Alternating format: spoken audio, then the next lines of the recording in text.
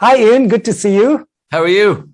Very well. Thank you so much. My first question is, whenever an actor goes into Star Wars again, be it any film, there's a quick refresher everybody likes to do. Did you read something? Did you go back to some movies? Yeah, I watched the whole canon. I started at episode 1 and I watched all the way through to episode 9. I hadn't seen all of the spin-offs, so I started watching those. And then I watched a little bit of the Clone Wars because I've never watched the Clone Wars, and there's some interesting sort of story points about Obi-Wan and Anakin in that series. Right. And then I did some reading, just like general science fiction reading. There was a novelist I love from Scotland called Ian Banks, and he wrote a series of science fiction novels under the name Ian M. Banks, and so I read some of those just to put myself in that different frame of mind, I guess. Wow, amazing. And every time a new Star Wars movie comes or a show comes, it also introduces Star Wars to a new generation. For someone who is watching this for the first time, what would you like to tell those viewers who will watch this for the first time? Oh wow, I don't know. It's a funny idea, isn't it?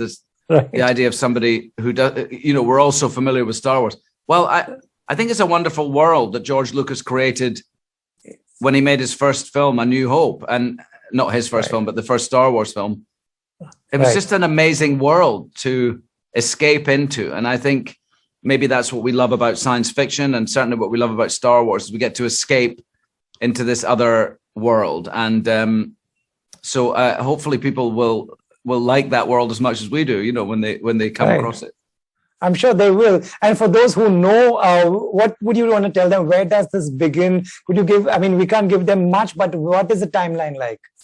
Well, the story starts maybe 10 years after the end of episode 3. Okay. And we know at the end of episode 3, the Jedi Order are all but destroyed, and those who aren't killed have been, are in hiding, and they're not able to communicate with one another. I think they know that they're being hunted down. Vader has sent his Inquisitors to hunt down every last Jedi.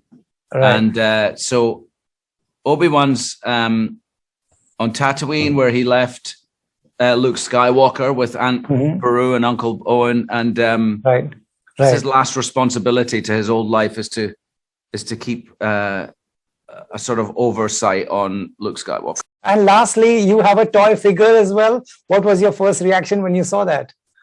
Yeah, it's great.